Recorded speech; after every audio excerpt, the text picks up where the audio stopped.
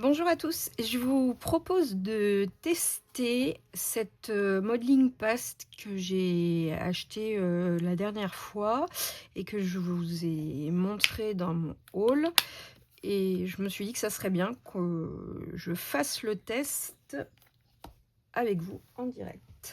Donc je couperai au montage les moments où j'utiliserai le sèche-cheveux, puisque je vais la sécher au sèche-cheveux, comme ça on va voir si elle cloque ou pas, on va voir ce qui se passe. Donc j'ai la modeling paste, je vais me servir d'un pochoir pour la passer à travers. Donc c'est le pochoir Show and Flower rose de la capsule Éclosion.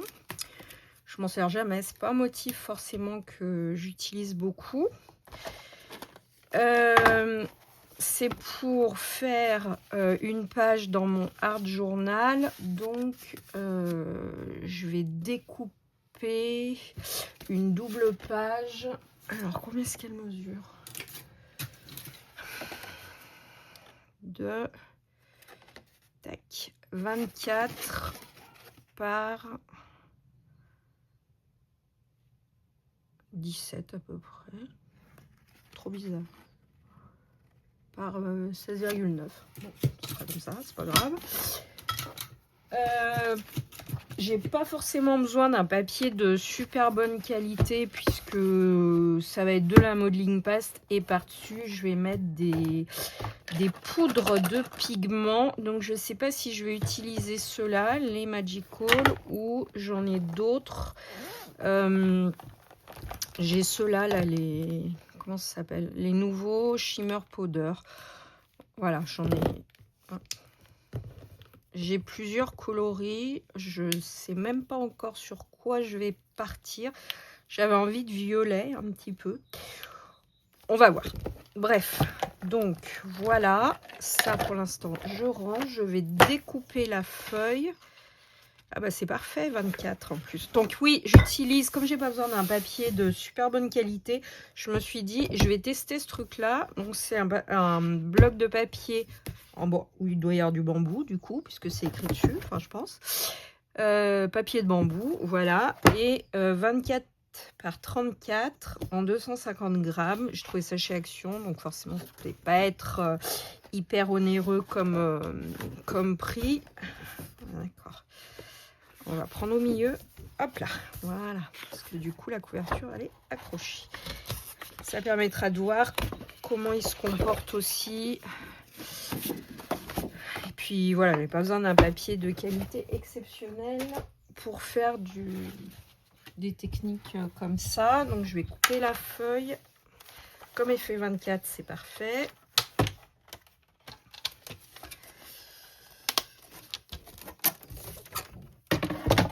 Alors 17. 16,9 exactement, bon c'est à peu près par là.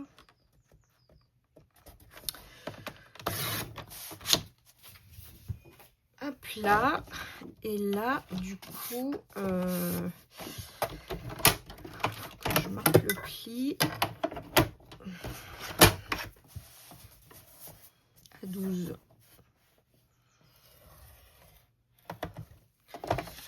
Et voilà. Bon, il se déchire un peu en pliant, mais en même temps, un papier coton se déchire aussi. Donc, on va pas lui en tenir rigueur à ce papier. Donc ça, je pense que je vais mettre là-dessus. Ce sera plus pratique pour faire tenir le pochoir. Et je vais mettre une feuille de brouillon dessous pour pas être embêté. Ouais, ça paraît pas mal. Viens là, toi. Hop. Et hop, c'est super pratique, c'est une plaque aimantée. La règle est aimantée, puis il y a des petits pions, des aimants aussi. Donc ça c'est bon, ça c'est bon. Donc on passe au cœur du sujet, la plaque de texture. Alors on va faire un petit peu comme ça. On va en mettre un petit peu là, et puis je pense un peu là. Je vais le faire dans ce sens d'ailleurs.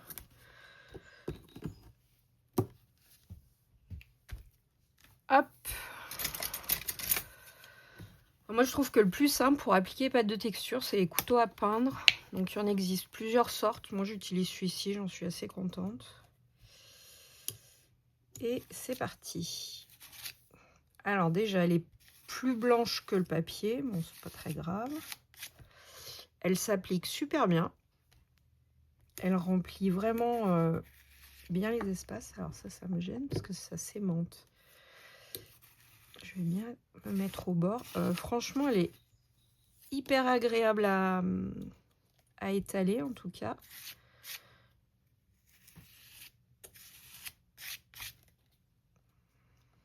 Elle est vraiment agréable. Hein.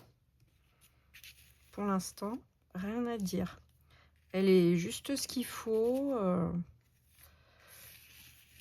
Bon, le fait qu'elle soit blanche et mon papier un peu crème, je pense que ça n'a pas énormément d'incidence parce que de toute façon, bon, en principe, les pâtes de texture, elles prennent quand même la couleur de ce qu'on va mettre dessus. Donc, vu que moi, je vais mettre des poudres de pigment, je pense qu'elle va prendre la couleur. Alors là, c'est bon déjà.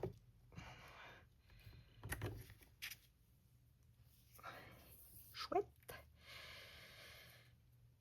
Et on va faire l'autre.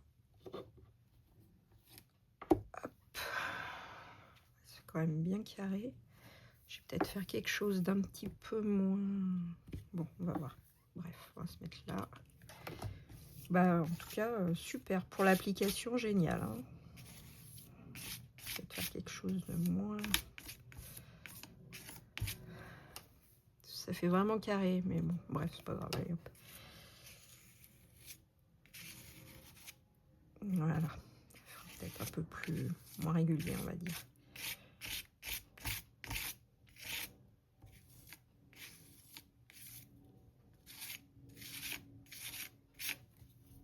Nickel.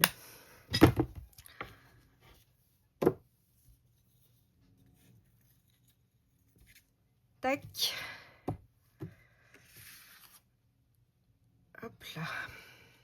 Bon, je nettoie tout ça, puisque du coup, il faut le nettoyer immédiatement, sinon le pochoir est fichu. Je sèche la pâte de texture et je vous retrouve juste après. Alors, j'ai séché. Je ne sais pas si vous allez voir. Voilà. Alors, par contre, ça a pris un certain temps de séchage. Hein. Il vaut mieux le faire la veille pour le lendemain, en gros. Donc, je vais maintenant... Bon, j'ai nettoyé le pochoir, etc. Je vais maintenant mettre... Ouais, ça va être dans ce sens. Oui. De la poudre de pigment et vaporiser de l'eau après dessus. Ouais, ça me paraît bien. Et ben, on va travailler. Qu'est-ce que... Allez, hop. On va prendre ces trois... ou plutôt ces deux couleurs. Ça, Maroon Spark, pense rose un peu quand même, et Lilac Waterfall. Voilà. Ah non, j'en ai peut-être une qui est plus rose. J'ai peut-être celle-là, Cherry Bomb, elle m'a l'air un tout petit peu plus rose. Si j'avais fait mes tests, j'aurais quelque chose de précis pour savoir. Sauf que, bah, bien évidemment, je ne l'ai pas fait. Non, mais j'ai bien envie. Bon, on va déjà passer la violette et je vais voir ce que ça donne. Je reprends juste, hop, mon papier de brouillon. Parce que du coup, j'ai pas envie d'en mettre de partout. Je vais pas mettre le scotch sur le papier. Je vais le mettre sur la plaque.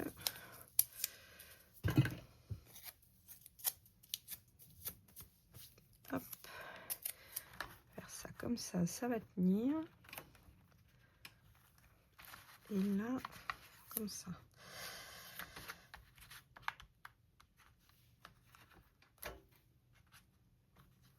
Alors ça, c'est une plaque à pâtisserie que j'utilise pour faire refroidir les gâteaux. Voilà. Allez, on y va.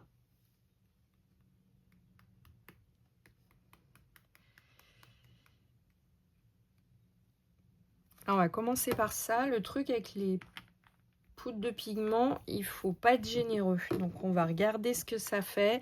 Après celles-ci, elles sont quand même pas... on n'est pas comme les brochos ou les infusions où vraiment c'est... Celles-ci sont quand même plus douces, je trouve. Allez. Ouais.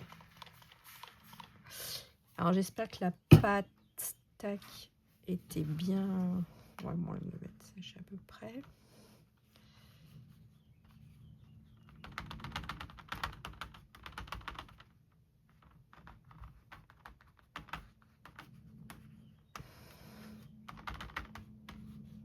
Pas mal. Je vais sécher et en remettre. Alors, c'est pas tout à fait sec, mais ça va suffire parce que je vais en remettre. Franchement, c'est chouette. Elle prend pas la couleur.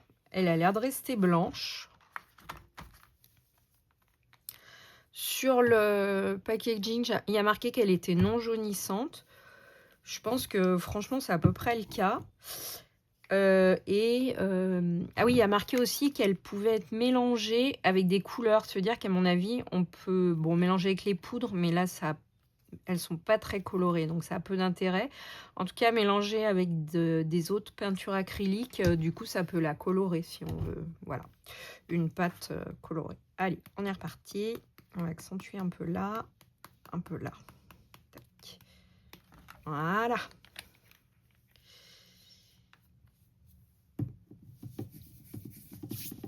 Et un petit peu comme ça aussi. Oula.